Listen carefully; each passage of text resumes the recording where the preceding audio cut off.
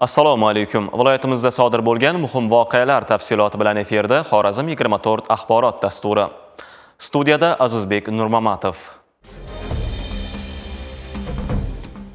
15 may kuni Prezidentimiz raisligida o'tkazilgan maktab ta'limi tizimidagi islohotlar samaradorligini yanada oshirish bo'yicha ustuvor vazifalar muhokamasi yuzasidan video selektor yig'ilishida umumiy hamda oliy ta'limni sifat jihatdan yangi bosqichga olib chiqish bo'yicha qator vazifalar belgilandi. Davlatimiz rahbari yig'ilishda ta'limda sifat bo'lishi uchun eng avvalo pedagoglarni tayyorlash va malakasini oshirish tizimi bunga tayyor bo'lishi kerak degan edilar. Viloyat pedagogik mahorat markazi tashabbusi bilan o'tkazilgan xalqaro ilmiy amaliy anjuman mavzusi ham aynan maktabgacha va maktab ta'limida sun'iy intellekt, raqamli texnologiyalar hamda zamonaviy metodikalardan foydalanish, muammo va yechimlar deb nomlandi. Dasturimizning ilk lavhasi shu haqda. Zamonaviy ta'limning dolzarb masalalariga bag'ishlangan xalqaro ilmiy amaliy anjumanda 10 ga yaqin davlatdan pedagogika yo'nalishidagi 20 ga yaqin oliy ta'lim muassasalari hamda pedagogik mahorat markazlarining professor-o'qituvchilari o'z ilmiy ma'ruzalari bilan ishtirok etishdi. Sun'iy intellekt va raqamli texnologiyalarni ta'limda qo'llash bo'yicha tajribalar, zamonaviy pedagogik metodikalar bilan tanishuv va boshqa dolzarb mavzulardagi ma'ruzalar, mahoratli pedagoglarning ochiq muloqot va foydali tajriba almashinuvi ishtirokchilarda katta qiziqish uyg'otdi.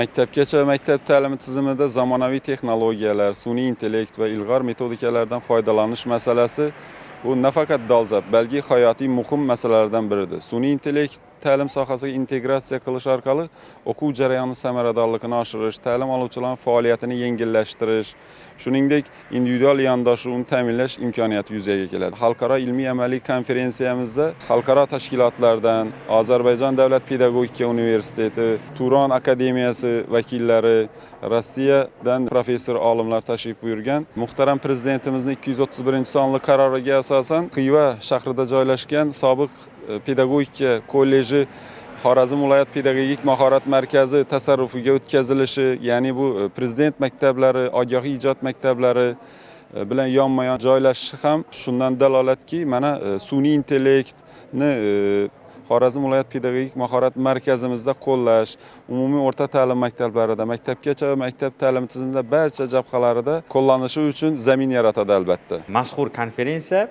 bu o'z o'rnida kuni kecha davlatimiz rahbari boshchiligida o'tkazilgan video selektoridagi maktabgacha ta'lim va maktab ta'limi sohasidagi islohotlar va yangi davrlarni boshlab berish to'g'risidagi nutqlariga juda hamohang bo'ldi deb ayta olaman. Aynan bugungi konferensiya ham shu mazkur video konferensiyani davomi sifatida deb baholandi deb ayta olaman. Sababi hozirgi paytda barcha sohada bo'lgani singari ta'lim sohasida ham raqamli dunyoni, sun'iy intellekti va raqamlashtirishni kiritish va o'z o'rinda to'g'ri tahliliy munosabatda bo'lish uchun uni to'g'ri joriy qilish masalasi turibdi.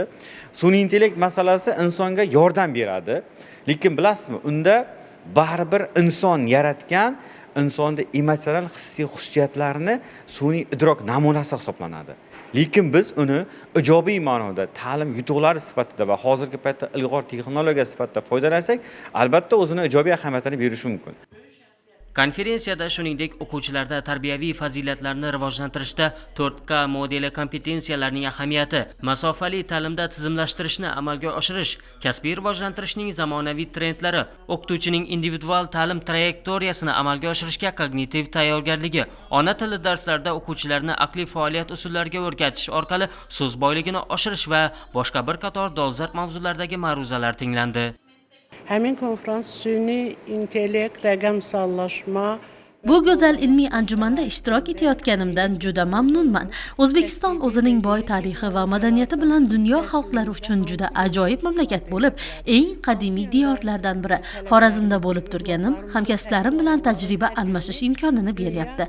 Dunyodagi eng yangi ta'lim metodlarini o'rganish, o'quv uslubiy yangiliklardan o'qituvchilarni xabardor qilish konferensiyadan ko'zlangan asosiy maqsad hisoblanadi. Agarda biz pedagoglar mahoratini qancha yuksaltirsak, kelgusida yoshlar ham keng tafakkur egasi bo'lib yetishadi. Azaldan O'zbekiston ilm, ma'rifat, madaniyat yuksalgan o'lka. Ayniqsa bu diyordan pedagogika nazariyasiga munosib hissa qo'shgan allomalar Abu Ali ibn Sino, Farobiy, Abu Rayhon Beruniy, Mahmud Zamaxshariy va boshqa juda ko'p ilm-fan namoyandalari yetishib chiqqan.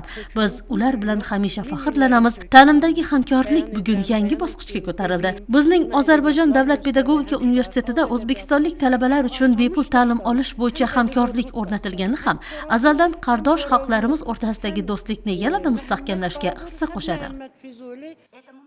O'qituvchi pedagoglarning kasbiy malakasini oshirishda Jadidchilik maktabi vakillarining ham alohida o'rni bor.